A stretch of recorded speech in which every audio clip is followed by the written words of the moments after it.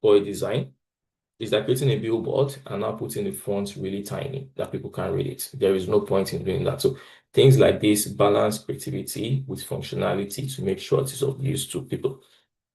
Now, going on to design leadership, you have done the level zero master the foundational skills. You have a portfolio out there. You have risen through the ranks, and now you are a design leader. Being a design leader is a significant milestone, and you would know when you are there. When you start having teams of people reporting to you, then you are now taking on extra responsibilities. You know, okay, yes, the work you are doing is not just for yourself also. Sorry, not just for yourself alone. You are responsible also for everybody else that are reporting to you. You're responsible for your team. You're responsible for your department. You're responsible for progress and the style of design that is going out. If someone churns out wrong design and you don't catch it, it's on you. That is your role as design. As a design manager, design leader, you play a very crucial role when it comes to ensuring your team's work does align with the objectives of the organization they are working with, and you're constantly guiding them towards success. Now, when I say guiding them towards success, it's not just about the design work they are doing. Their interpersonal lives too have a lot to do with it. You're mentoring them and leading them towards a particular goal. To be a successful leader, there are a couple of skills that you need to learn that are not design specific. I would say more of just leadership skills in general. Things like mentorship, team management, project coordination, you would learn. Myself, I had to go for courses on product management to be able to work better with the development team. I spent time and money also learning on business analysis to have a really wider view of what business is like and how I can fit in my design expertise within the organization itself. So you need as a designer to go outside of the design field a bit just to learn and upskill yourself to be a better contributor to the business. And then, yeah, you need to be able to, once you've updated and upskilled yourself to inspire and influence design itself, you need to be able to make these high level strategic decisions.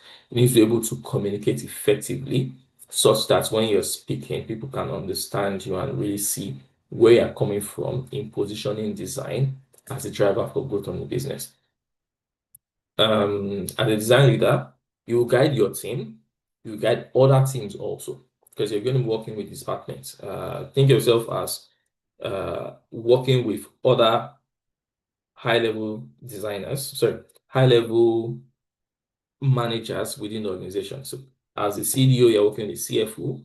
The CFO says you want to cut money for design. It is your job as a CDO, Chief Design Officer, or Chief Experience Officer, CXO, to really let them understand this is why we need X, Y, Z amount of money to drive strategy within the company from a design perspective. Your work is to inspire and then make the strategic decisions that people can see and are measurable. So it's not just, oh, as a design, we are driving things forward and they are not seeing results. No, you are driving things forward, you are showing results. Results are what speak at the end of the day. And then, yeah, it's all about strategic vision. Design for you as a leader is no more part of the process. It's no more just something we do. We have designers, we need to bring out beautiful graphics or beautiful visuals or videos. No, design becomes a tool to drive towards those goals. You find yourself having targets that tie to the company's success in and of itself. And yeah, yeah. And then we've talked about this, but there's still a lot more to design itself. We've not explored the world of freelancing. Um, Freelancing is quite interesting because it gives you the freedom and autonomy to work on a varied number of projects. You are essentially working for yourself with people. You're talking to clients directly, not through an organization. Decisions you are made are based on you and your business principles, not entirely based on an organization principles. And you're able to really use your portfolio as a tool to showcase what you can do, attract new clients, and then, yeah, of course, showcase past successes. There are lots of tools out there that I can use as a freelancer. So from Fiverr, TopTal, Upwork, Freelancer, and all. Yeah, these are really, I would say, well, in their heydays, really good. But as of now, there's been a lot of you see even agencies coming in here to actually list their staff in there. So competition is stiff when it comes to this freelancing agencies or freelancing products out there. What I would advise for you to do is focus on networking. Within your network, there are things you can actually do to contribute to growing your practice as a freelancer. Go for meetups, talk to people within your network to really get this project. Look at businesses around you to build your client base and reputation. It could be really hard starting out as a freelancer, but then once you have this cadence going, you get a lot better part time, and then you can even now command higher pricing. You can actually be very specific as to the type of projects that you want to do. From what we've spoken about now, how then do you transition from being an independent contributor, a freelancer, or a design leader manager to being a consultant? As a consultant, like we said, you're going to be offering advice to businesses on strategy, on objective, on business growth, and everything. Your focus is on shaping entire strategy. This transitioning comes with a lot of experience and skill that you have gained in your journey as a designer, and you should be able to now bring everything out into practice in doing this to transition from let me say regular, from the experienced designer to a consultant role, you need to be able to really put in a lot of thinking into your practice. You need to position yourself as a consultant, and this needs to reflect in the type of project you have done, how you have framed it, and really positioning yourself at the forefront of design. Thought leadership, design thinking, leveraging tools, and speaking on things. A consultant, for instance, now will decide, you know what, like I said, consultants in the field of agricultural design. How do I bring in AI into this field? You write articles, you create design solutions within the field, and then you position yourself in that one role to get to the consultant level. In terms of skill sets that you need to know for your design career, I think it's stepping back again to the point about design evolving. You hear it a lot. Design is evolving based on the dynamic relationship between creativity and technology. And then to really excel in the design field, you need to be very versatile when it comes to your tools. Tools are the software that you learn in terms of this thing. No matter your specialization, you need to know these things. Creativity in itself is not enough. You need to be able to think critically. You need to be able to solve problems. These three things, creativity, critical thinking, problem solving, you need this trifecta to actually succeed at any level. Whether you're starting out or you are a principal designer or you're a consultant, these three things will always come into play. They are the foundation of it. And in addition to this, you have things like your communication skills. You need to be able to work together with teams. You need to be able to collaborate and co-create effectively, because these are things that would make sure that the design solutions you have churned out from your creativity, critical thinking, and problem solving, you're able to communicate it to others effectively. They understand where you are going with it, and they're able to come along the journey with you to driving things forward. There is no point in being very creative and having good ideas and solutions if you're not able to communicate to it and get people along. Remember, at the high level where you're going to, you are not just designing for yourself. You are designing to solve needs that are out there for the user. And what helps a lot is understanding the basics. When we're all starting out as designers, we have this whole, design thinking principles and everything. If you're just starting out as a designer and you don't know design principles, okay, we'll talk about it where. Design thinking itself, it's about designing solutions that put the human being at the core of a thing. So from the very beginning all through the phases to the end, the human person that has a problem is always there. Design thinking as a principle has helped us to solve complex, wicked problems. There's a lot of collaboration, creativity, brainstorming along in the design thinking process. And then because of the nature of it, the multiple feedback, the iterative nature of it, you're able to really improve on your design or your solution. So it's not a one and done kind of scenario. Even when you are done, you are not yet done, because there's room for improvement. with evolution of design and technology, you can see how I can evolve or improve on this thing. To give a quick run through, empathize stage is the first stage, understanding what the user wants. Put yourself in the shoes of the user. So I'm going to use a user that wants to buy a red dress online. The user is going for a party, so they want to get a red dress. You need to understand where the user is coming from. What do they need the dress for? When do they need the dress? What type of dress do they need? What else can we talk about? How would they pay for the dress? How do they get the dress? Things like that. So at the empathize stage, you really need to understand what are the needs of the user. It starts with needs of the user. Once you understand the needs, you can then itemize them out. I have a user, let's say Jennifer. Jennifer wants a red dress for her party that is going to happen this weekend. She wants to pay for it with her card and have it delivered to her house and everything. Now, from defining it to knowing what the problem of Jennifer is, you can then now go into ideation stage. How do I create a system where Jennifer is able to find her red dress, to buy it, pay for it, and then get it in time before her party this weekend? That's the ideation stage. We then design a system, prototyping stage. Design a page, design a website that has lots of clothing there, but then beyond the clothes, there are shoes because Jennifer might want a shoe to wear. So I want a handbag. So create a system and e-commerce site that has everything in there.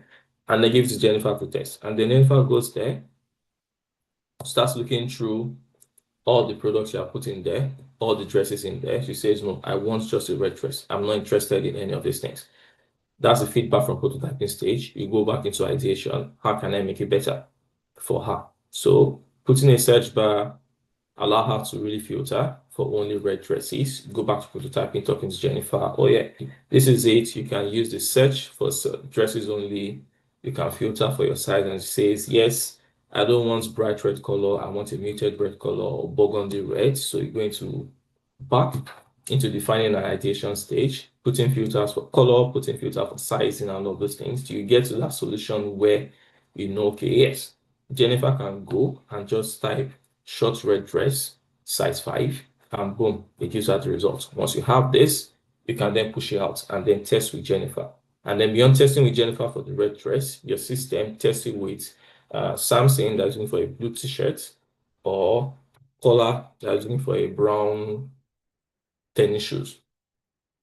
And based on the feedback you get from those ones, feedback into your system. That is design thinking in process. Just this whole process of getting feedback, ideating, refining your products till you get to the solution. That is design thinking. It's a really crucial thing that every designer needs to know and put into practice in what they do. Next is user-centered design. User-centered design as a principle is, like it says, putting the user at the center of your designing. See the way we talked about Jennifer. Jennifer, from the beginning to the end, was about her need. She was the center of the designing, what she wanted, how she wanted it to work, and if it worked for her. In terms of principles for user-centered designs, like I said, user is always at the center of designing. Encourage the user to actively be in the process. Don't wait till the very end don't wait till the testing phase to now show it to Jennifer. From the very beginning, empathize stage, you're talking to Jennifer. When you're designing, you're talking to her, asking her questions. As you're ideating, bring her to the session, prototype testing with her and everything. Just put the user from the very beginning of your designing. What this means, you're able to create designs that are error-free and faster to market products. You get enough feedback from them. And then finally, you reduce unnecessary mental effort. Rather than thinking for the user, ask the user to tell you what they want. They tell it to you, you design, you ask questions again, put in a loop, and yeah, that's UCD. It's a loop. You go, after launching the project, you go back again into more research and analysis. How can I improve on it for the concept? Give you more detailed design, develop and measure. Based on the feedback from develop and measure, go back into researching. So that's a loop. And yeah, this brings us to specialization specific skills. Because of the varied nature of designing itself and the different specializations you can have, there are skills that are peculiar or specific to specific skill sets or areas of design I have chosen. So take, for instance, the interaction designer. They are looking more into wireframing and prototyping because they want to see how the user interacts with them. Little things like hovering on a button and the way the color changes, the color that happens, the animation, how the page moves from one to the other is what they'll pay attention to. This is against the industrial designer that will be more concerned about the physical properties of the materials they're going to be using in manufacturing. What are the ergonomic factors that are involved? What are the safety ratings of the materials that are going to the product versus a motion designer that is concerned about 3D animation, looking into sound design, the timing, the storytelling, the arcs within the storytelling. So for each specialization you decide to go into, it is essential that you know what are the specific skills that I need to learn within these fields that will make me excel and develop and grow within the skills. I've listed out 6 here, but every field has its own skills. I encourage you to spend time looking into this as a designer. What do I need to learn? What do I need to know? Learn it, improve on it, and then keep learning. Uh, Design frameworks are also very helpful because they guide you in the right direction. They remove the guesswork when it comes to things. Things like user interviews help you to collect in-depth information about the user, really understand what it is they're feeling, what do they want, what are their preferences, how do they behave in different contexts and scenarios. A user that is on the bus, for instance, the way they use their phone, interact with their phone while on the bus is different from the way they interact with their phone while they're cycling, as an example. In both cases, they're in motion, either inside the bus or inside the car or on the motorcycle. But then the way they interact with the phone is quite different. You need to really understand and extract this information during interviews, or things like customer journey mapping. How does the user feel at the various touch points within your particular product? And then when you're talking about user journey, the user journey is for a person that is using a music app as an example, is different from user journey from a person that is using an e-commerce app or a health app, because their needs are very different. They are varied. So you need to be able to understand the context and how to apply this framework in it. Or, for instance, contextual inquiries. How is your user interacting with the product? We talked about the user using the phone inside the bus, inside the car, on the motorcycle. Like, what is the context of these things? What is the environment? How do they use these things? So, a lot of frameworks out there when it comes to UX and design frameworks. I encourage you to spend time looking into it.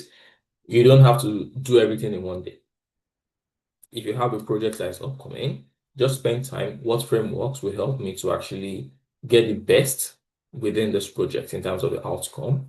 Master those, know those frameworks, how to apply it, and then use them within your designing itself. And finally, when it comes to tools, okay, essential tools and software for you to use. We've talked about your toolbox before. It's just broadening it. But then again, we're talking about they are the foundational tools you need to know that teach you design principles. So things like Photoshop and for example, or Illustrator. They teach you things like typography, like colors mixing, layout and composition on Figma. But then when you're not talking about specialization tools, you see things like SolidWorks, Revit, Blender, SketchUp, Cinema 4D, Autodesk. All these tools I've mentioned now are for people that are within 3D, industrial design, animation design fields. So these are tools that you need to master. The fact that I am in the animation field, I use After Effects and Cinema 4D a lot, doesn't mean I should not be able to open Photoshop and at least find my way around or have an understanding of what color mixing or color composition will look like. So yes, specialize in skills that in your area.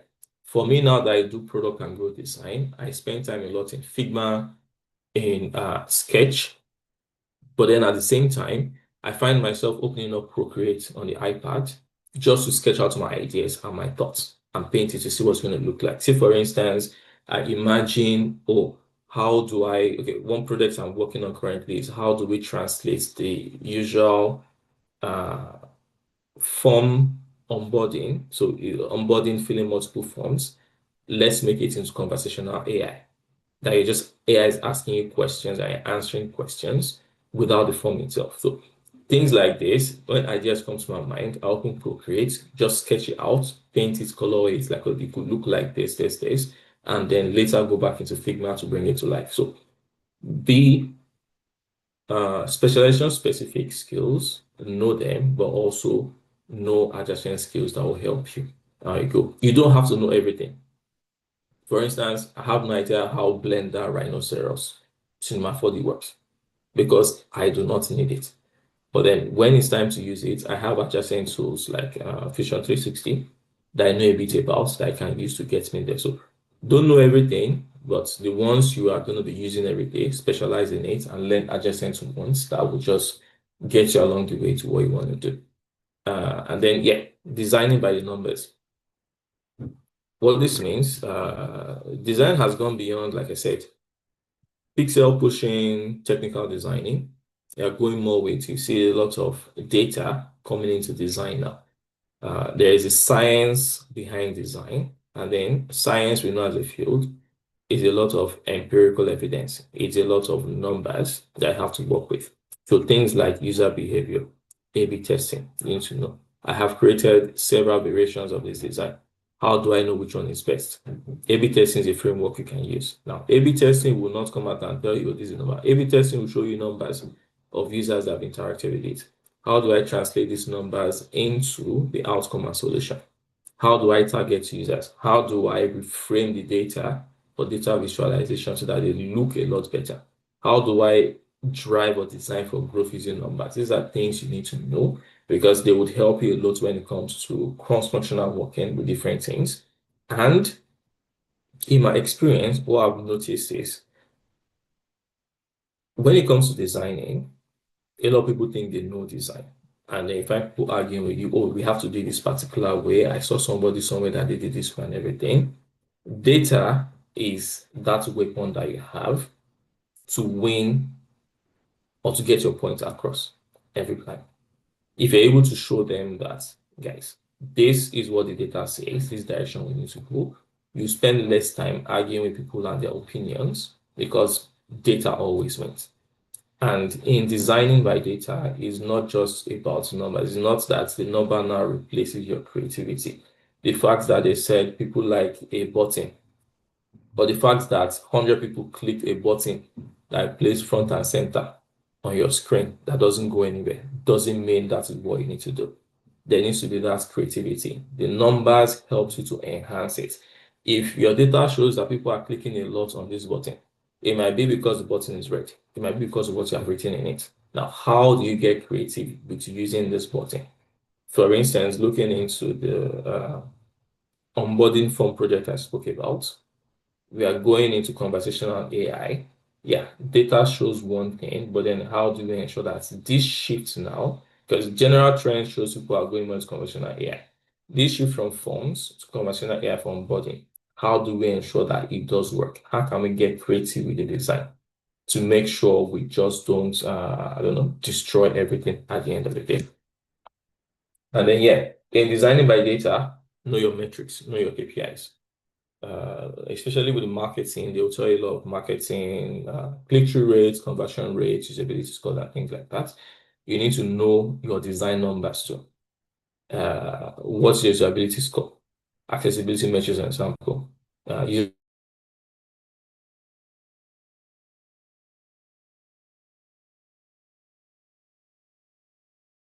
satisfaction surveys, engagement measures, and then for these metrics, if for instance,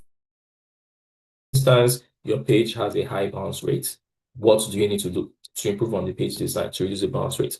If the button has a very low click-through rate, what do you need to improve? Is it the text on it? Is it the color? Is it the shape? Is it the size? For each metric, know the design level that you need to change to improve the performance of it using the data that you have gotten to. It's just really this dance between data and creativity, just knowing for X, Y, Z, if I touch ABC, it's going to change this direction and it's going to improve on it. And yeah, so now let's go into career advancement. We have established that design, well, is an ongoing journey. It keeps moving. Give me a second. Yeah, design is an ongoing journey. Uh, You need to, from time to time, set goals for yourself and then assess these goals, where I'm at within this particular goals I've set. I gave the example of me trying to learn or wanting to learn Affinity before the end of the month. It's a goal I've set for myself to improve myself in the skill and design. So by the end of the month now, I'm going to check where I'm at with using Affinity. Have I been able to effectively shift to using to using Affinity for all the designs I want to do? By the end of the year, do I know enough of front-end designing to say, oh yeah, I can create front-end design prototypes for people? I know. Constantly set goals, assess these goals. It's fine if you miss the goals, but just make sure progress is being made. If I don't completely learn Affinity by the end of the month, that is fine. But I know if I open the tool, I'm not completely lost in what is going there. I can do something within it, even if I don't have advanced use cases. Always adapt to the changing in the industry. AI technology is moving really fast now. We are at the age of nano banana where you put in prompts, but then there is now the conversational type. What if I just describe to AI, oh, this is what I want to do, bring it out. So yeah, and then build a strong network. The value of a network cannot be overestimated or overstated at the end of the day. The more people you're able to network within the design fields, the more you're able to learn, the more you're able to grow as a designer. You find out in conversations when talking to people, there are new perspectives that they have in their own practice that you can lean into and leverage to get things done for yourself. Yeah, this is really okay. So we've talked about assessing your goals, building a network, and stay informed, stay relevant. Uh, the design tools and principles that applied at the beginning of this year may not necessarily apply at the end of the year. At the beginning of this year, we were using it was Midjourney. Or no, last year was Midjourney. Everyone was using like Midjourney, this, and all. But yeah, by now everybody's screaming Nano Banana because there's been advancement and shifts. So stay up to date. Lots of tools are being released out there on a day-by-day basis. Know what is out there, and don't. This is a caution. Don't push to learn everything. You can't learn everything. Know what is out there. See a tool that fits a use case that you can integrate in your current design workflow. Pick it, learn it, test it out. If it works for a workflow, good, keep it. If it doesn't, junk it, move on to something else. Take courses, learn a lot, watch YouTube videos. What I do sometimes when I'm designing, I have my phone playing YouTube video on design in the background. And I don't know if you can see there is a board beside me here that just, let me see if I can turn my camera to show you. Yeah, you can see on the wall there, there's a board there that I just pick my marker and write things down that I don't want to forget to check later. So there's active learning, there's a passive learning, listen to podcasts, listen to 10 tools, all these short videos and everything. We spend a lot of time on social media these days. Why not change your algorithm to show you design related things that you know you are enjoying social media dopamine hits, and at the same time you are learning from it. And yeah, that's it. Again, continue learning, stay updated, and then note here, embrace change a lot. The fact that Photoshop is what I was using previously and Illustrator, and I know them very well. I know how to use it very well. And now there's a new tool coming out to dethrone Photoshop. Doesn't mean I should start fighting against the tide. It's a case with Adobe XD and Figma back in the days. I was really good with Adobe XD. Like I knew it inside and out. And then Figma came and dethroned it. Yeah, it's a change. It's an opportunity to grow. Embrace it because if you don't, you'll be left behind in it. Now, let's go to the meat of the things, AI and your design workflow. Like we've established, AI is everywhere now. There's a huge proliferation of AI. Everything you see online is AI, AI, AI. And we've entered this age of human AI co-creation. AI computer, like we said, is no longer a tool, but AI is now a partner for co-creating things. It's an active creativity partner, collaborator in what you do. As a designer, AI comes in to remove the mundane things that we usually do and it goes more into automating and making things faster. So it frees you up to focus on the big vision, the strategy, and really creating meaning in your designs. Now, in your use case as a designer, AI can fall into three categories. You can use AI as an assistant. We're asking it to suggest to you design and color palettes. It can actually check for accessibility contrast within your design itself. It can auto-generate alt text within what you are creating and what you are designing. You have Figma plugins, you have Adobe Sensei, you have other tools that you can use with AI as an assistant. So talking ChatGPT, pretty much what they call them now, LLMs, ChatGPT, DeepSeek, Grok, that you can have conversation with. Yeah, they can help a lot with assistance in refining, asking questions. You can have AI as a collaborator to brainstorm idea. Personally, for me, I use Gemini a lot when it comes to brainstorming because you can customize the gems that you're creating to really brainstorm ideas. You can put in one piece of design to AI and tell it to generate, like I said here, 100 layer variations of it. You can write micro copies. I remember back then when we were designing, you see lots of Lorem Ipsum everywhere as filler text. But with AI now, even within Figma, you can just tell it, generate text for me for this design I have, and it gives you text that is really good. I have a client I'm designing for currently. They're into primary healthcare.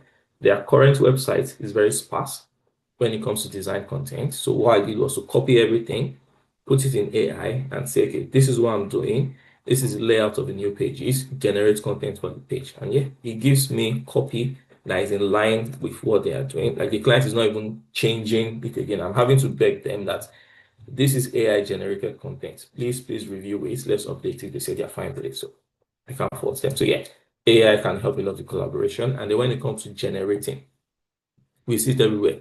Midjourney UI is ad. Sora is one that is taking up now. If you go to Instagram, TikTok, in some cases, you don't even know what is real and what is AI again, because AI generates a lot of things. As a designer now, you can go into Leonardo, go into Nano Banana, go into Sora, generate a video for me, generate this one for me. The more input you put, the more prompt you put, the better the output you are getting, from videos to images to wireframes. You can even have a rough sketch on paper, take a picture of it. What I've done previously was take a sketch of a logo, took a picture of it, sent it to Gemini. Okay, create cleaned up variations of this for me, and then it gives you a different copy. I have a client I was building a website for. She's an elderly woman. I think she's about 60, 65 now. She wanted to launch her shoe business. What she did was to go into AI, describe the sneakers she wanted, and then AI created or generated a design for her, and boom, she has it. She has her products now created from just that AI collaboration. So these are several ways we can actually use AI. We'll come to use cases of all of this within your design process down the line in the presentation. And yeah, going to the intersection of AI and design, AI and design is really intertwined, allowing us to create innovative solutions. Talk about the client I work with that created designs for her sneakers with AI. And then it allows us to really iterate and create things a lot faster. Now, our interaction with AI can be two ways as designers. We can actually be the ones designing the AI tools or using these AI tools. At the end of the day, the focus is to make sure that whoever is using whatever it is we're doing have the best experience when it comes to end users. Now, so classifications here again, AI generated image and audio. These are examples. Sora, we mentioned Grok, Nano Banana. I like Grok because you can create one video and then tell it, or even create a picture from a description and tell it, animate it, make it into a video, make multiple versions of this video. You can use it for website and app development. I know Relium, Lovable, Cursor, VO. I've tried Relium, Lovable, VO before. Put in your text, describe what you want, it brings it out for you. For UX enhancement, improving the copy, ChatGPT, like I said, write text instead of having to use Lorem Ipsum with it. And then user research, user testing, hot chat amplitude. You've collected your data, AI analyzes it for you, and it gives you results. I was trying out Google Analytics 2 weeks ago. When I started using Google Analytics about 10 years ago, you had to build custom reports. You need to change definitions and dimensions, multiple clicks. Now, just in the search bar, how many users do I have on this day? What is the bounce rate? What is this one? Just asking it questions directly, and it brings out results for you, making things a lot faster. So yeah, these are just ways you can actually use AI, and you should be using AI when it comes to AI and design intersection. Now, one thing I've always heard, and I've heard people tell me, is like, oh yeah, I'm a designer. Even my wife has told me, yeah, AI is going to replace designers, AI replace designers. Yeah, that is what we hear everywhere. Like, people will tell you, oh yes, I use AI to create my website. It's perfect, this and this and this. I was watching a podcast recently, and the lady, she came out, she has designed her new portfolio using Lovable and all. And then someone asked the questions, can you show us the prompt that you used to get to this particular point? And then she starts scrolling and scrolling and scrolling, and we did not see the beginning of the chat. So yes, AI can get to the end point, but then it's costly. It takes a lot of time. Uh, I would say at the end of the day, a lot of times end up with products that do not really resonate with users. And why is this? Because in as much as AI is good in making things look nice and pretty, the underlying core problem is not being solved. I think you need to remember that we are humans at the end of the day. And as humans, our emotions vary, our needs vary. AI is trained on past data and is trains to look for patterns in design and then creates things based on those patterns that it's been trained with. You have some here that say predictive AI, but even predictive AI works based on patterns. Now, when it now comes to humans, you really cannot predict what a human being would do next because of varying circumstances. Right now, I know a couple of things I want to do by the end of the day, but I can't say for certainty that this is the prediction 100% what will happen. The sun is out now. I plan to take a walk. In another 30 minutes, it can start raining and I'll be able to take a walk again. So you need to factor that in. And the reality now is AI itself, as good as it is, it still needs that human context. It still needs the empathy, it still needs the direction. That is why you are the one that is typing in the prompt. You don't just say, design an e-commerce website for me. You to design something. But how do you want the CTAs to look? How do you want the layout to look?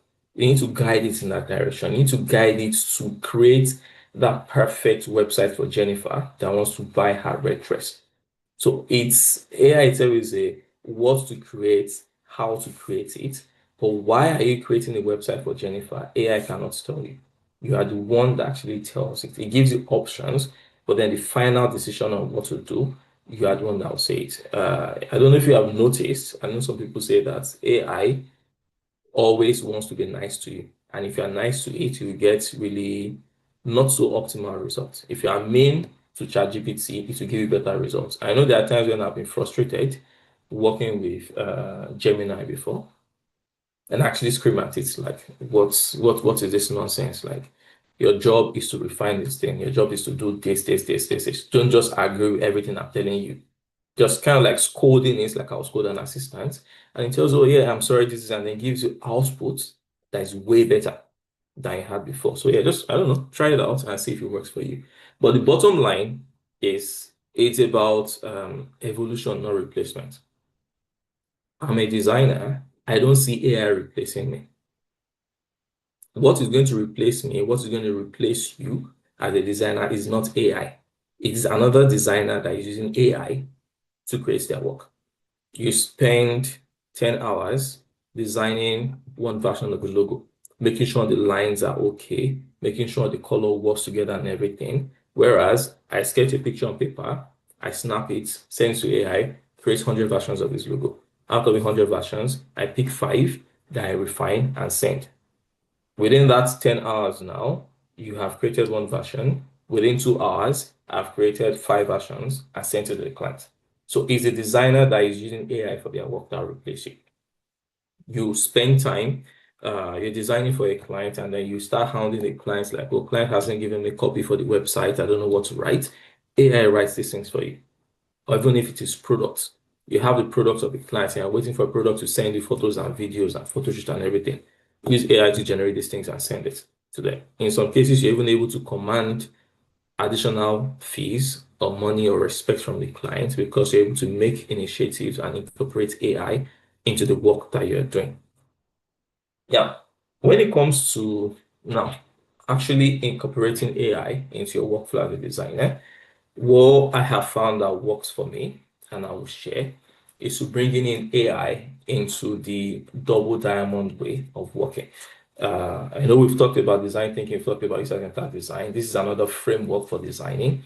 They are all the core principle underlying all of them is the same thing. So with double diamond, you start with your research, you go really wide, getting a lot of data, and then you convert, you understand the data you have, how it fits to your problem, you nail down the problem, boom, start ideating how do you solve the problem, you go wide again, and then converge until you get a solution. So it's a discover, define, develop, deliver stages of things. Now, as an AI designer, the first stage of discovery, what are you doing? You're looking for ideas. You're looking for ways to actually solve this problem. So you are doing primary and secondary research. You are defining the various research methods and everything. In this particular discovery phase, because you are having a lot of data and having to look for a lot of resources, competition analysis, AI acts as your assistant and collaborator. You tell the AI assistant, help me collate data from this thing, help me analyze this data, look for patterns and insights in this thing. And then what it does is it frees you up to look at what is generating and then draw out insights from it. Really interpret creatively what's going on. Tools I use for this, ChatGPT, Gemini, Notebook LM, Claude, I use a lot. But yeah, you can use Perplexity, notably Notion AI. I don't know, I don't really enjoy Notion, so I don't use Notion AI, but yeah. Notebook LM, I would say it's my go-to, especially when I want accuracy. If you haven't used it, you should try it out. What it does is you're able to put in your own source material. So if it's articles, videos, web pages, even documents, if you have textbooks that you have on your laptop, you can actually just upload it to your Notebook LM instance and then ask the AI within it. So all the materials is sourced from what you have given it. I think this eliminates a lot of hallucination or generating data that is not your own. And if you are working for clients, as an example, or in your office, that's things like copywriting and proprietary material is really key. Notebook LM, I would say, is a go-to because you're able to restrict AI while also improving on the efficiency of what you do. Now, when you're done with your discovery, you've arrived at enough data to really understand the product itself, the problem itself, you're then going to define it. In this case here now, you're looking at insights that you have gotten, you're covering opportunity areas. You're really taking these insights and turning it into problem statements towards having a solution. AI here acts as a collaborator and generator because you're telling it, this is this large data set. Can you generate a graph view out of it for me to know, or what are the touch points along the journey and how do users feel across the various touch points based on the survey results that I've gotten? You're able to refine the goal based on all of this. ChatGPT, Gemini, really good for this. FigJam, if you're collaborating with other people, would help. And then Jasper also in this particular case. So you have gone through the conversion stage, you have gotten your how my week questions.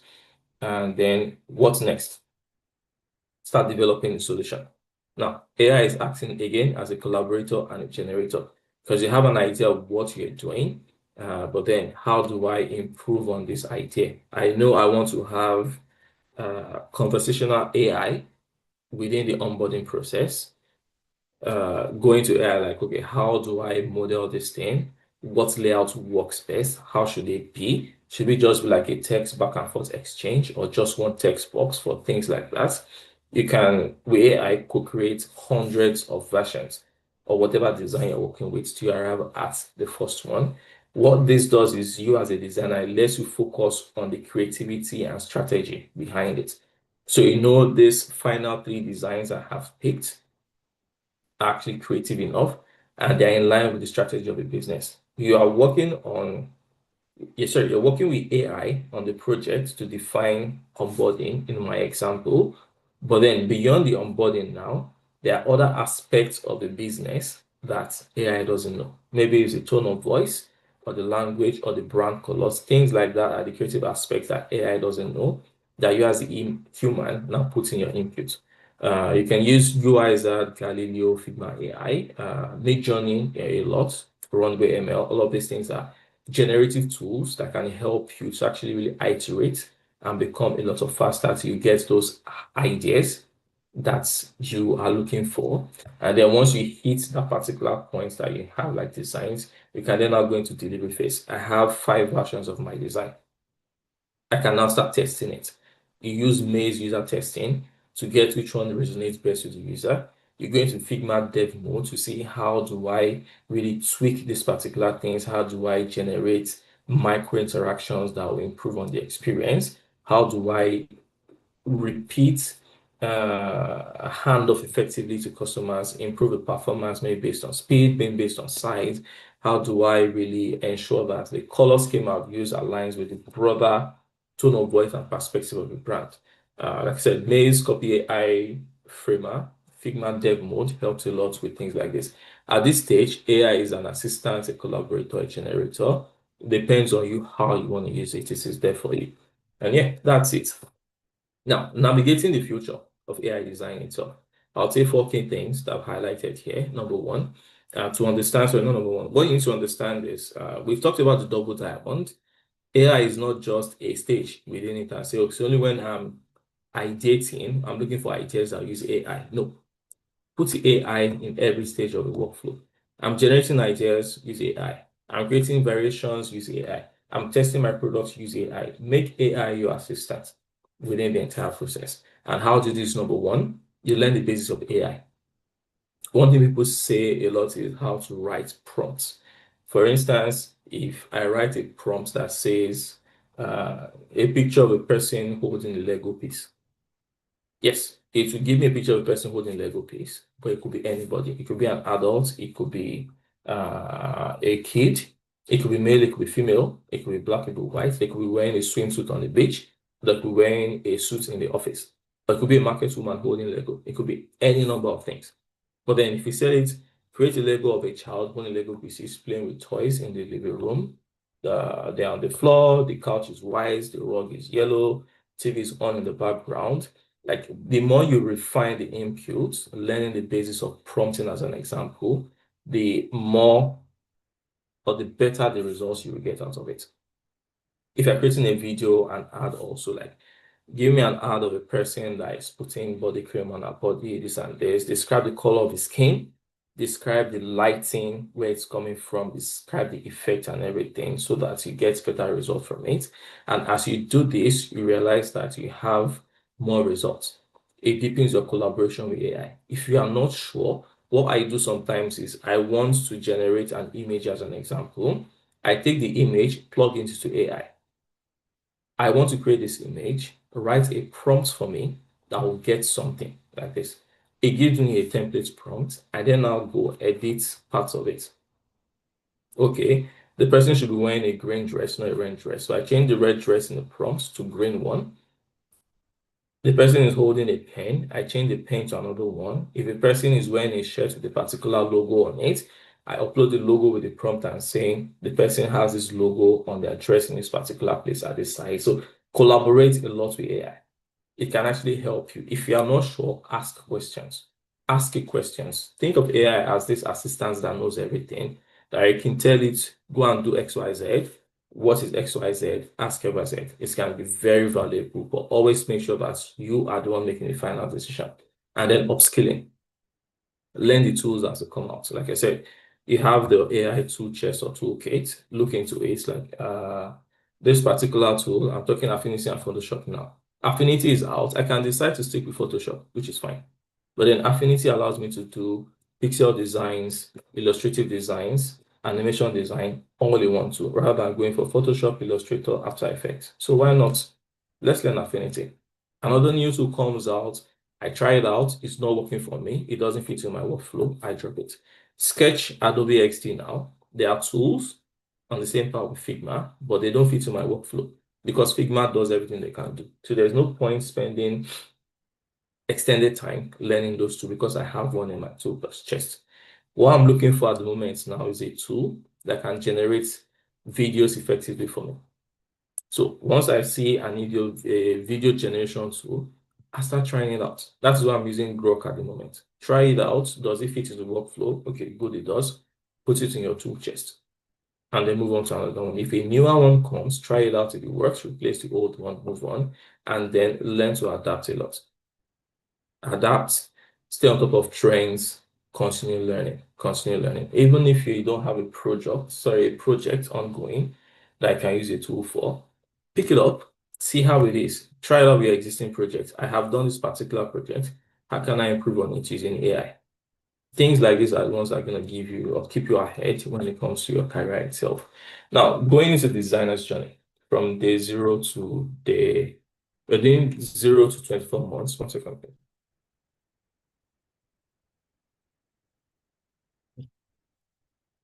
Okay, I think to start, 4 core things to know as the AI-driven designer. Number one, you need a really firm knowledge of the foundational design skills.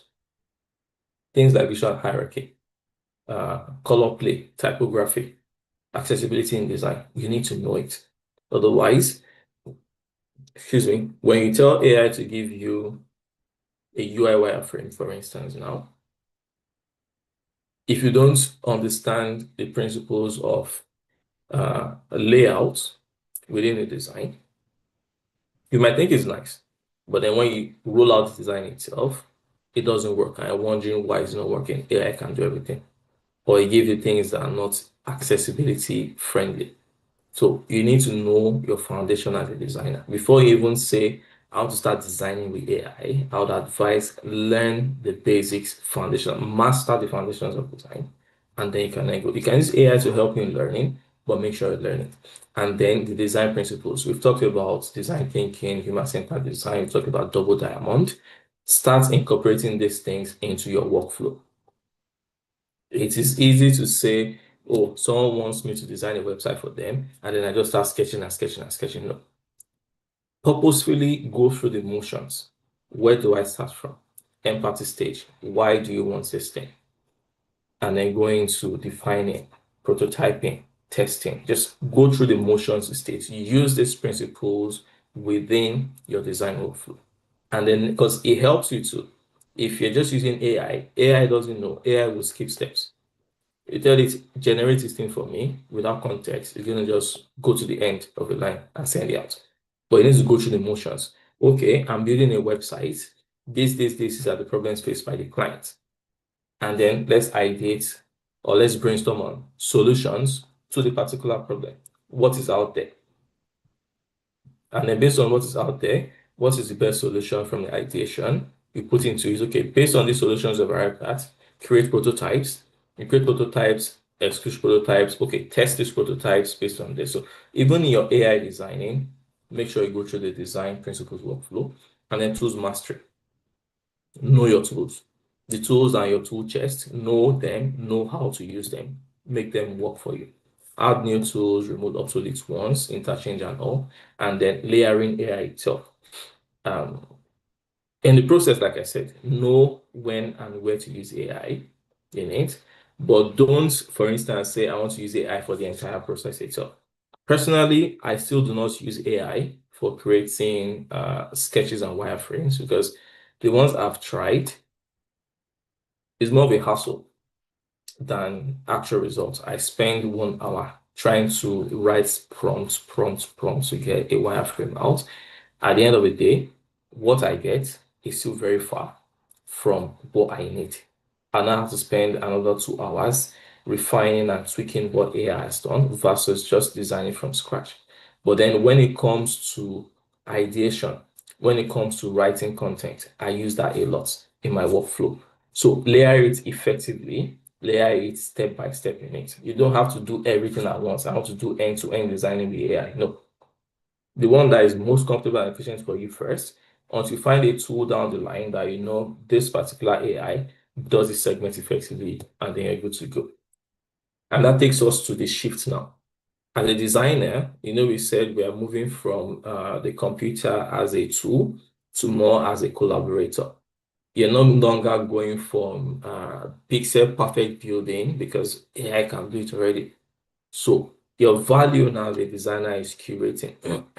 Somebody comes and says, I want to create a brand identity for my business.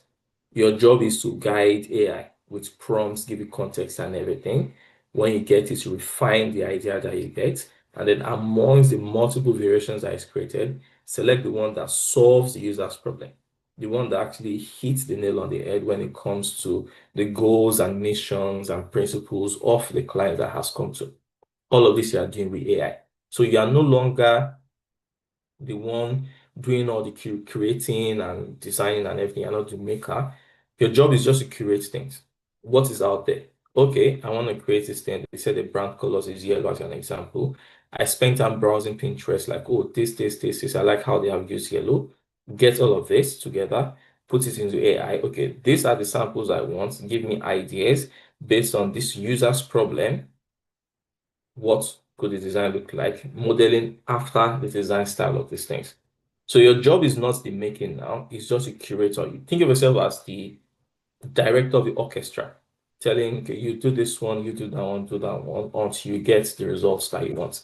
And then next up, you're moving from being technical. So once you master this shift from being a maker to curator, you're able to then move from being technical thinking to more of strategic thinking.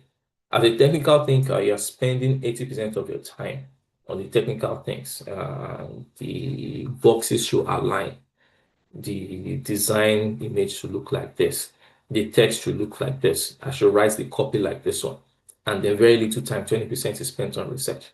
But when you now move to being a designer as a strategist with AI, you're able to spend more time researching. Because I know if I have 5 hours to work, and I know I spend 3 hours just doing research alone, the remaining 2 hours, I'm able to work with AI to get something else that is really good. Then when I say I just quickly do research of 1 hour and I'll spend 4 hours working, the output will be vastly different. So your mindset goes now to that of a design strategist with AI.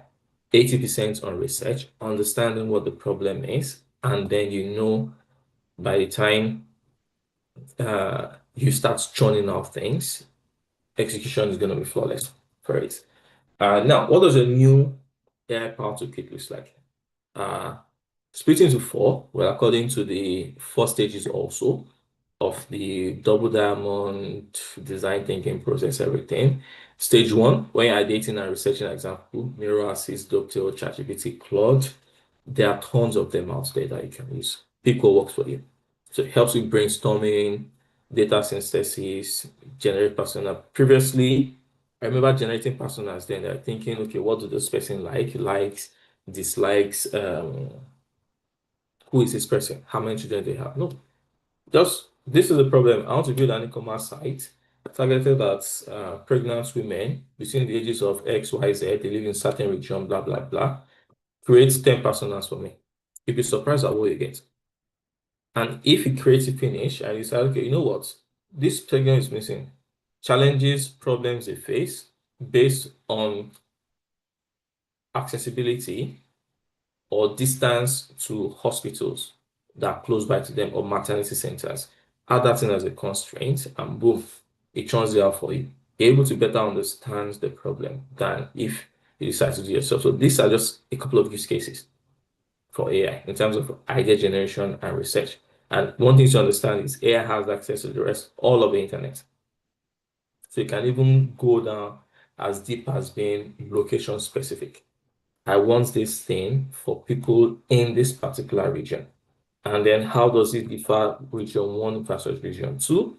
And then look for a solution that will solve the problems of region one and region two.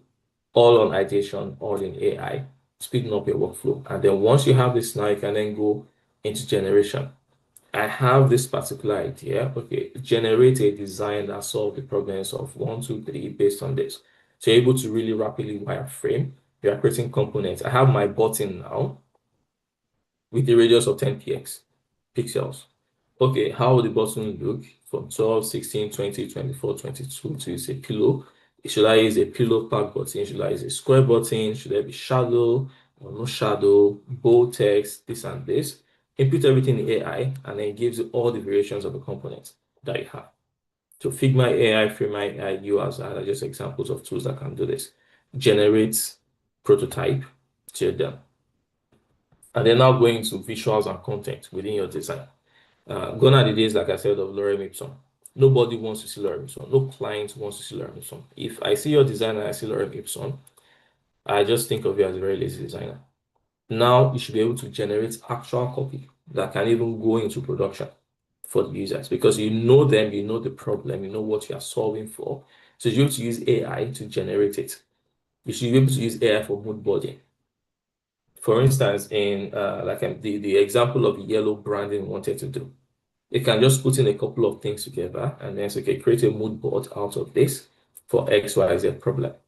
So this is very possible. And finally, we're talking about the handoff and building. Previously, as designers, okay, talking from the point of view of a product designer now, you send just designs to development team, and then they come back and tell you, oh, this particular interaction is not possible, this is not possible. With these tools available now, you can pretty much easily take your designs, create a very early prototype. What is the interaction of this thing going to look like? Just with prompts, and then test to be sure it works before sending it out. That's what handoff, building and handoff. If it's for image generation, how does the image sit or fit in this thing? So from generating code to automating design systems are examples of how you can use AI in your building and your handoff. In terms of generating, for instance, a sound engineer as an example, you can create different models of a sound to see what it looks like to pick the right one before sending it out to the guys that are going to be using it in final production. So from day zero, you have decided to become a designer. What's next? Like I've said before, the very first thing is for you to focus on the foundations of your design. Learn the foundations, learn the basics. Color theory, accessibility, visual hierarchy, composition. These are things that you need to know. You need to know how to pair your typography. What is the optimal line height for readability across the different screen devices? How to improve accessibility, things like that. What AI does in this case, it helps you to accelerate the learning the basics. It guides you through things. If, for instance, you are seeing A11A accessibility guidelines and principles and wondering, what is this? Just ask AI, what is this thing when it comes to accessibility guidelines? How do I incorporate it? For color theory, or for readability of the text, what is optimal readability font sizes across the iPhone 13, iPad, Windows, desktop monitor? It's going to give you font sizes. And then you know, I can ask it why. What is the distance? So it's going to help you to really learn a lot faster in terms of these things. And the tools you can use, Creative Cloud for your designing, that's in Photoshop, Illustrator, and all, Canva, Firefly, all of these things, ChatGPT are really good for learning the foundational basics of design because you can ask, reply, ask, reply, ask, reply from it. And then by month 3, we're talking about you having already basic design proficiency. You know enough of a typography. You understand layout structure. You know how basic motion works. You know how or what colors to combine together to make sure contrast is okay, accessibility is maintained. And AI in this case now helps you to eliminate repetitive tasks. You're able to improve on your accuracy with smart feedback to the AI. It has created one version that they tell it, nope, this is not ideal. Adding constraints to it. This is what we are doing. This is how it should look. The color should be a lot lighter or the color should be darker. Make sure contrast is really good. Make sure accessibility is nailed down. Make sure the background sounds are reduced. So Canva, Designs or AI, Adobe Sensei, Looker are things that help you. And in this case here now, we're now bringing in data analysis concepts. You're looking a little into user behavior. If I design this screen, how does the user feel? How do they interact with it? Do they click on this button this particular way? At this stage, you're already thinking beyond just designing for design's sake to more of the users that are going to be using the design. And then by the time we get to 6 months in, you have shifted into experience design core. Your thinking, the first thinking when you have a project or a design brief or a design task is, what is the experience that the user should have? When you're talking to clients, you're asking based on the experience that their clients should have when they are designing. That is it. So you're talking about UI UX principles, you're talking about prototyping, you're looking at user journey mapping, experience design, usability, things like that are what you're doing. And how does AI help in this stage? It helps you by generating, for instance, wireframes, generate iterations of the things, multiple versions of the video. It helps you with testing, usability, synthesizing data. Now you are working with a whole lot of data, and the AI helps you to analyze the data. So things like Figma, Galileo, user testing Maze are tools you can use. You're already going into large samples of data, either from surveys or from competitive analysis, and you are now distilling this data into the final experience that you want in your design. And then practicing this by the time you get into month 9, you've already known enough of different things to say, okay, this is what I'm specializing. I do not just want to do UI design for things to look nice. I want to go into the UX of things to understand the experience, to go deeper into it. Or I want to become an animator. I want to become a 3D person or VR AR because I know the future of design is VR AR. We're talking smart glasses already. So I want to be able to design for these things. So then you now start learning and going deeper into it. How do I improve my skills? This is where the skill specialization and tool specialization now come into play. You're now learning these things. How do I create design systems? By month 6, you understand design systems in general. But then by month 9, you're saying, how do I create design systems for VR, AR? How do I create design systems for space design, for spatial design? Because there are different fields, the design systems that work across these things are very different. And then depending on specialization, you pick the AI tool that you want because it helps you to explore this niche a lot deeper. So Runway, ChatGPT, Midjourney. If you don't know where to start, again, go back to your AI, ask it. This is what I want to do. I want to specialize in this field. What are the tools I need to learn? What is the skill set I need to use? And then the data you're working with are the ones that are related to your field or specialization. 1 year in, what are you doing? You're working on real life scenarios. You are confident enough to start talking to clients like, yo, this is what I can do. You are going to clients because you're working with AI. The client is not coming to you with their problems. You are the one looking for problems in a client's business. Your branding is not optimal. You are losing XYZ amount of money. This is what your competitor is making. This is what you can be making. And then with AI, you can now have better collaboration with the clients. Client management, you are replying to emails, you're creating proposals and work studies and things for them. Your project management is top notch because you're using AI to help you to really plan the collaboration itself and churn out things a lot faster. And then within 18 months, you're going more into advanced networking. You have like a tool chest, you have like a case study portfolio of clients that you have worked with, and then you are confident enough to say, okay, I'm looking into the future based on XYZ projects I've done and the learnings. I can now refine my portfolio. I can speak on this emerging topic. I have used this particular new AI tool. Let's say you're doing VR, AR. You're like, oh, this particular set of smart glasses coming in. How do you use smart glasses, for instance, in aiding safety when it comes to driving on the road at night in rainy conditions?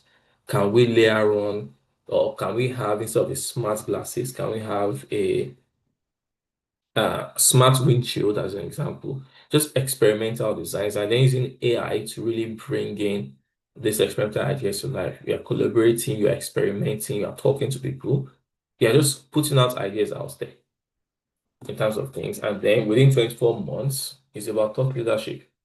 You're not talking about design as a strategic tool now for growing the business. You're not looking at design as a, well, I want to redesign the website to make it look nice. You're telling them you need to redesign your website because if you don't do your 5-year goal, you're going to miss it. The vision for your business, you'll miss it. If we don't improve our products now based on what our users are trending towards, there is going to be a failure in the design. ChatGPT, Perplexity are helping. And then AI now becomes this your creative partner for innovation. They just tell you like, oh yeah, I have this particular problem. This is this. How can we improve on it? It gives you answers, it gives you solutions. So yeah, that's it. Again, just to reiterate, like we said before, you would not be replaced by AI. You will be replaced by a designer using AI. You have been designing for 5 years. A designer that comes and follows this roadmap from month 0 to month 24, I can guarantee you by the time that month 24, if you don't leverage AI in your workflow starting today, a new designer within 1 year will probably have surpassed you in terms of what you're doing. So this is a wake-up call for everybody, including myself. And then what does your career look like in the age of AI? What are the things you need to do? I think your focus now should be solving human problems, but really intelligently, improving your efficiency. So skills, things like systems thinking. You're not looking at just one part of the whole, one part of the problem. You're looking at this particular problem that I'm solving. How does it fit into the entire broader ecosystem of the product? I'm solving for checkout. I'm solving for people being able to buy online, as an example. What about the customer service angle of the business? What about the finance? What about the operation bits? I said, let's give people discounts. If you give discounts on the product, it has to be resolved on the finance part of it somehow. The operations teams have to know that this person has a discount already, they can't return the product. So you're looking more like a systems level way of thinking. You're reasoning ethically. There are a lot of things that are being generated with AI now that you can decide, you know what, yeah, let me just take shortcuts. Boom, boom, boom, boom, boom. You generate things with AI that are not ethical. You start thinking ethically about AI to ensure that your own as a design practice, you're ethical in what you do. You need to be more strategic in what you see. Beyond the now, what is happening in 2 years? What's happening in 5 years? What's happening in 10 years? What are the articles saying? Where is design trending towards? How can I position myself? How can I position my practice? How can I position my company business to really leverage the strategic view of AI within the business itself? Prompt engineering. This is a field on its own that is evolving. There are different frameworks for prompting.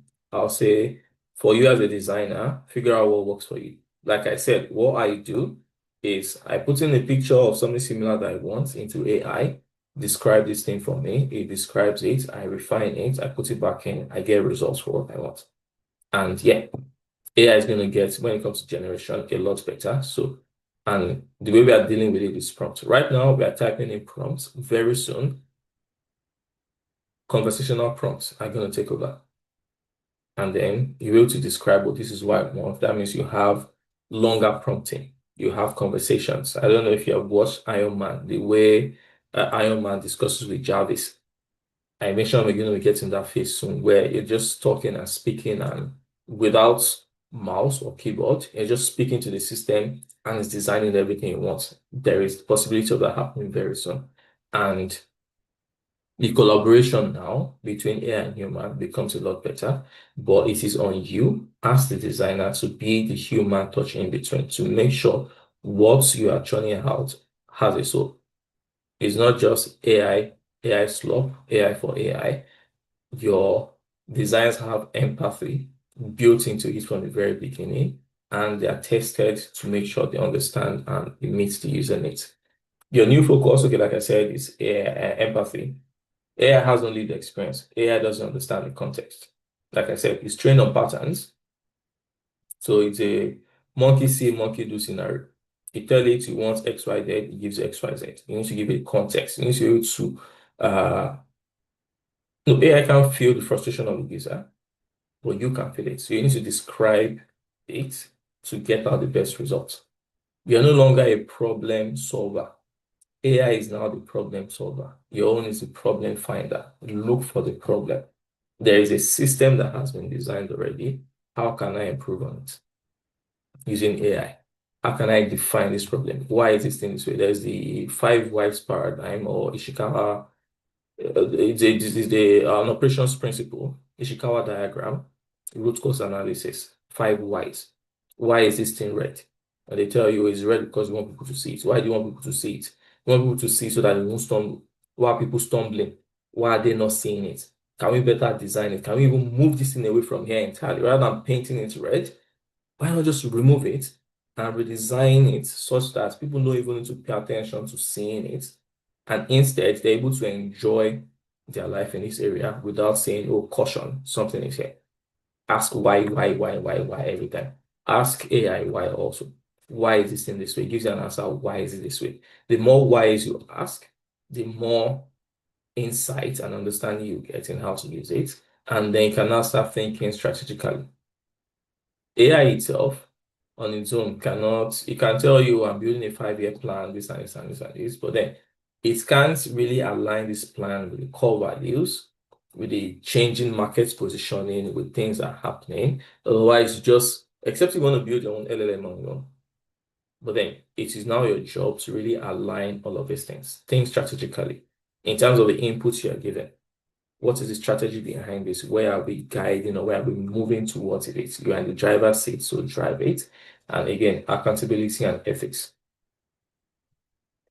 When you do something that is ethically wrong, AI is not responsible for it. You are responsible for it. There's a case of some lawyers that used AI to write their briefs, and they went to court. And when in court, they realized that AI was making up a lot of cases that do not exist and everything. They lost the case. The clients went to jail. AI is not the one responsible. The lawyer is the one responsible. And what they have scheduled.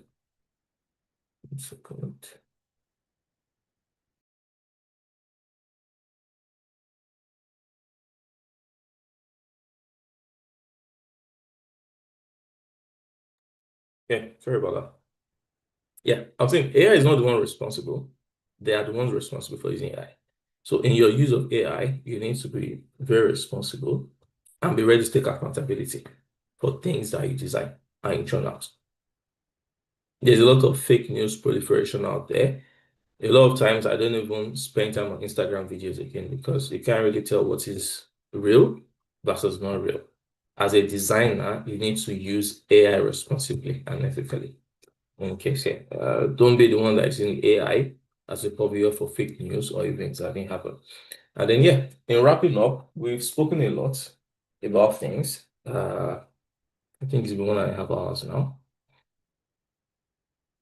AI is broad. Design is broad. Design is very big. And then with AI and design now, trust me, we are only barely scratching the surface of what we can do as designers or where we are going to as designer. The fact that design cuts across every field means that design with AI within a field. Think of an exponential explosion. We're only talking of, let's talk about AI and medicine as an example. The things designers can do with AI medicine, from the design of the systems that patients use to interface, from the design of the drug manufacturers, from the doctor's interface, from the pharmacists, from the nurses. There's so many things that we can do with AI, and that is just the medical field. Now multiply that into all of the fields. So the possibilities I would say at the moment now will literally become endless. It is rich possibilities. For you to succeed in whatever field you have chosen, it requires, like you said, creativity, functionality. Think of a form, think of a function, and then always put the user at the center of things. And on this one note now, learning is a lifelong opportunity. Sorry, lifelong responsibility.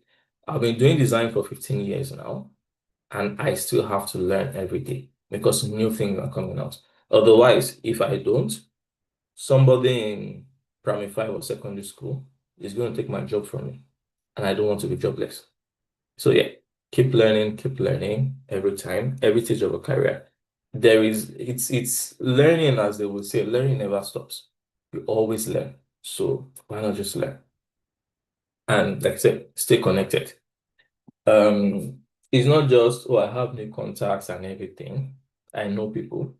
You need to be able to contribute, be mutually beneficial. If you're the person that just takes, after a while, no one's going to use it again. In as much as you are learning from people, put out stuff, teach people, write articles, volunteer in design meetups, nurture your using contacts, share your work out there for people to see what you can do, open doors to opportunity or designers that I can collaborate with. join associations. I know Beacom is a really good community for this. They have lots of designers in there. There are lots of projects I can work and collaborate with designers. I have projects that I work on too. If you're interested in collaborating, hit me up. Show any interest. But the core thing is that be willing to learn and contribute to what everybody else is doing. Finally, the future. They say future is AI, future is AI, but I'll say the future is human-centered. Because at the end of the day, AI systems are being created are for humans. So at the end of the day, it's still human-centered. It's not artificial. It's not future AI. It's augmented. It's a human AI interaction that you go. And AI will take over the execution of things, but then the vision of it, the empathy of it, the humanness of it, the final decisions will always belong to humans. And your job as a designer is to make sure the final decision, final designs that I am churning out as a designer, that you are churning out, actually meets the user at the point of their needs. And yeah, thank you very much. Questions, feedback, comments, take it now.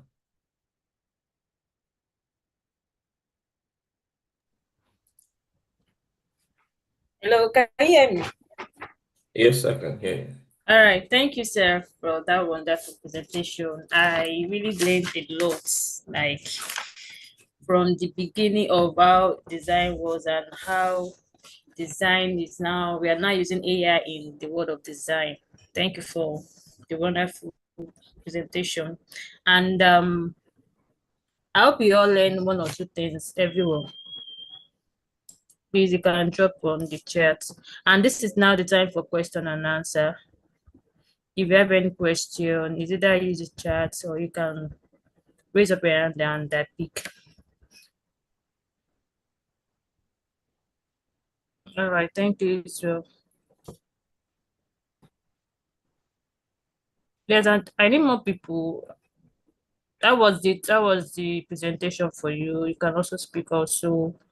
If you have any question, you can ask. Israel said Photoshop and yes, no. Okay, not now. It's going fine. Any questions? Tools to use AI, whatever. Nope. Okay, in absence of any question for now, I have one question now to ask. I've heard of AI agents, and we also talk about AI assistants. What is the difference between AI agents and AI assistants? I think it's the use now. So AI assistance, like we said in this now, is what AI is doing for you. AI is assisting me to synthesize data. AI is assisting me to generate this thing. That's AI as an assistant. Now, AI agents are trained to do a particular task. So say, for instance, I'm a user researcher. I have a lot of data that comes in. I have built an AI agent that once you receive the data, you need to actually go through it, synthesize it, remove information that I need from it, and then write that in this particular format for me to see. So I can train my AI agent to do that. So what I would just come and do with an AI agent is carry my data, dump it in, and then go. The AI agent on its own does the whole process of synthesizing the data to like get what I want. Another use case of an AI agent is I want to travel somewhere, sort it out. You train your AI agent you give it destination, date of travel, and then AI agent goes and looks for flights. Because we have trained the AI agents that I don't want to fly at night, I don't want to fly specific airlines. This is the ticket range I need to spend money on. What else can you put in it? This is the sitting location that I want. You can give AI agent those specifics, and when you come, I just tell it, oh, I'm flying to Singapore next week. Book me a flight. The AI agent can go online, check for flights available for a particular day for a particular time, based on your preferences of seats with leg room, avoid particular airlines, avoid particular routes and everything, and then it books your tickets for you. and makes the payment. And all you get at the end of the day is your tickets for the flight. So that's the use case for an AI agent. It does everything for you. But then as an assistant now, the AI agent is an assistant for you to get things done. Is it clear? Yes, sir. Okay, so just for more clarification around the AI, can we say that all these app that we have to help us to chat, is it AI assistants or AI agents? Maybe when we need anything, we have AI that is chatting with us. So ChatGPT, let's use ChatGPT. Okay, now let's use Gemini because that's my Gemini has James, that AI assistant.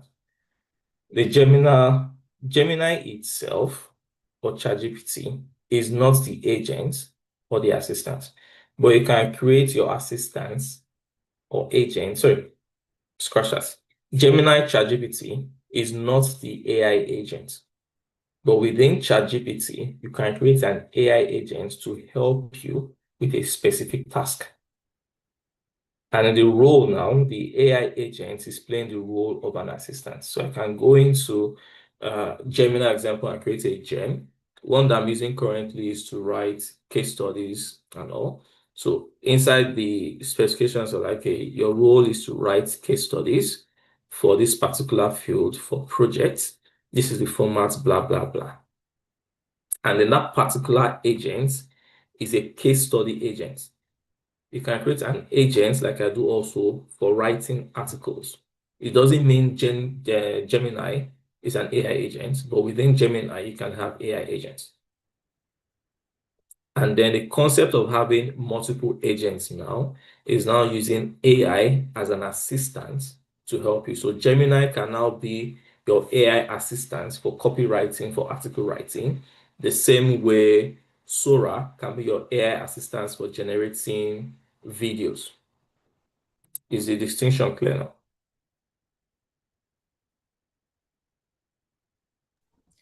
All right, thank you. It's clear.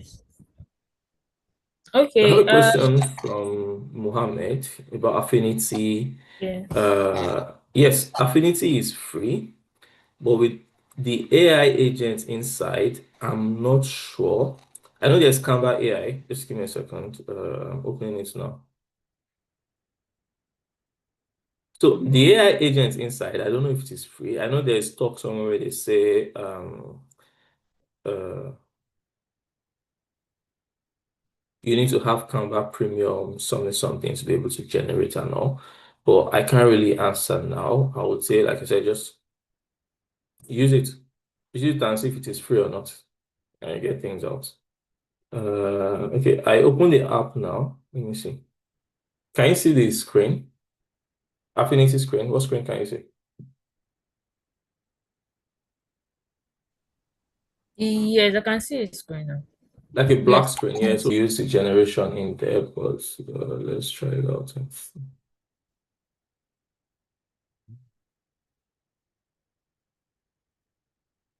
All right, AI. Okay.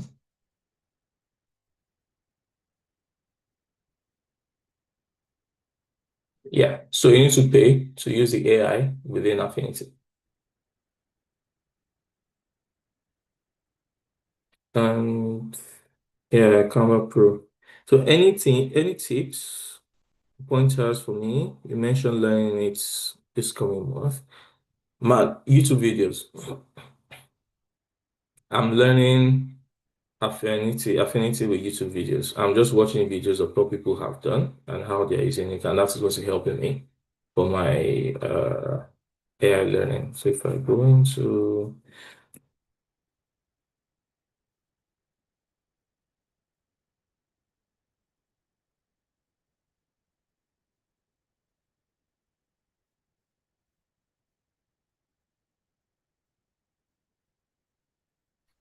Okay, thank you. Okay, there's still more. More. Canva.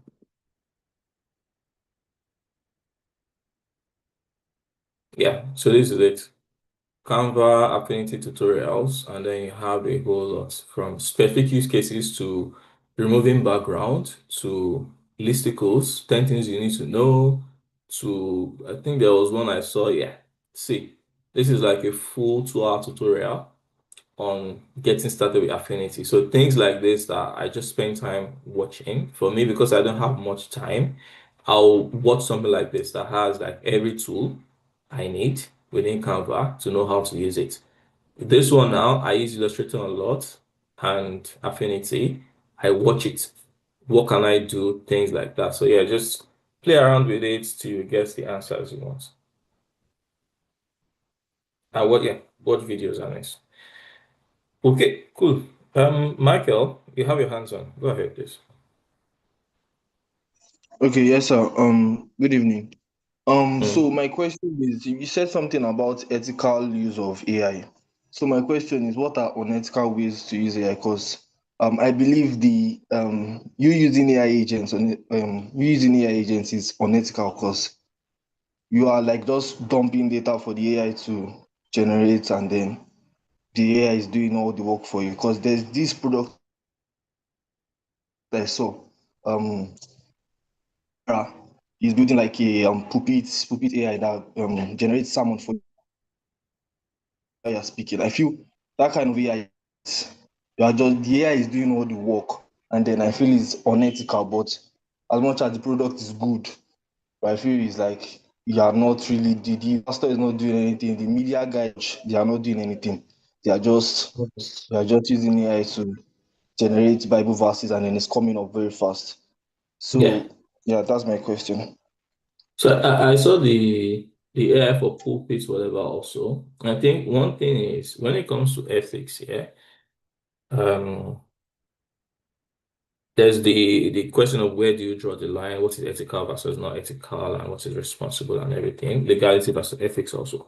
Starting with the pulpit one, I would say when you frame it from a perspective of what is hard work and what is smart work, when you look at what is the end goal experience of the user, which is better. In the pulpit one, if a pastor calls a Bible verse and the media team, somebody is furiously typing somewhere like, okay, I need to get, and they spend like what, 5 seconds, 6 seconds, and pastor is shouting, media, media, work with me, versus when he calls passage and boom, it displays. Which is better for the end users? The one that displays instantly. So in that case, you won't say it's unethical because it is solving a need. It is meeting the users at the endpoint. We don't have to wait for 5, 10 seconds when there's a Bible verse and the person has a stream of thoughts, or you as the listener, you're having secondhand embarrassment. Now, unethical use of AI, for instance, is there is a viral video. I don't want to use that one. That's too inflammatory. Unethical use of AI is to use AI to create a video of something that is totally false, that did not happen, or use it to create a video of somebody, a public video, sorry, a public figure. Now, so using AI to create a video of a public figure urinating by the side of the road in public, and you now publish it. That is very unethical to use. It's even bordering on illegality and things like that. So you need to be able to differentiate between smart work, hard work, and the ethics of things. And then when you say copying content and dumping it for AI to synthesize, that is what AI is all about. It's like Okay. on your phone. I Yeah. was having a conversation with my niece. She's 7 year old. We were talking about capybaras, and she wanted to search for capybara. I opened my phone. I was typing capybara. She opened her phone, her mom's phone, touched the mic, and spoke into it, and got the result faster than I did. That is not Mm. unethical. That is smart working on her part that I'm not being smart about. So you need to have that distinction. If something can make you more efficient, use it in your work. If the outcome improves the lives or the experience for the users, use it in your work. If the outcome harms or hurts somebody else, or there's somebody that is objecting to what you're doing some way, you need to check the ethicality or morality of it. Okay. Okay, yes, sir. Thank you very much, sir, for You're the welcome. clarification. You're welcome. Any other question? Yes, sir. Okay, so at what point can someone call a self AI designer? Because I've seen that word, people use it a lot now. AI designer, AI content like that. They use different words, adding AI um to their role now.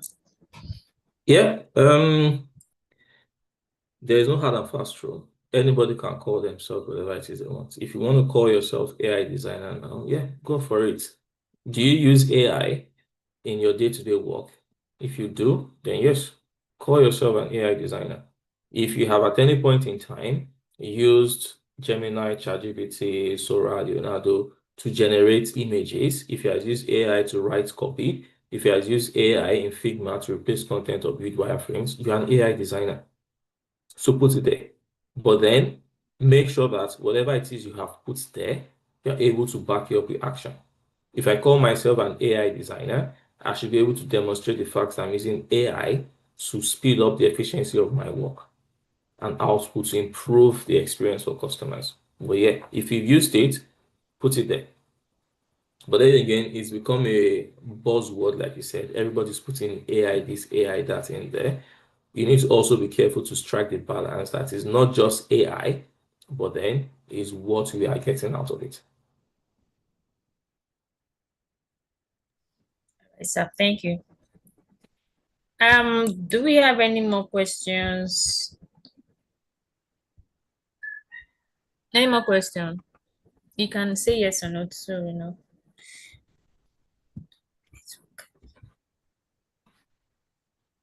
Hello, can you hear me? You can hear. No questions. Okay, yeah, just like I said, Bincom offers a lot of opportunities for you. There are a couple of people on the call today now. Reach out to each other, collaborate on design projects, reach out to me, collaborate on projects, and yeah, just let's take conversation from there. Yeah, that's it from me. Sophia, it's over to you. All right, thank you, sir, for this wonderful speech. You really enlighten us, educate us. At least we're able to know more of what is in the design world for us and the place we are and where we are also and where we want to also be in the future. Thank you for that. I think this is where we end this event today. Douglas, handing over to you. Thank you. All right, all right. Thank you so much. Thank you, Mr. Daly. Let's have a wonderful evening.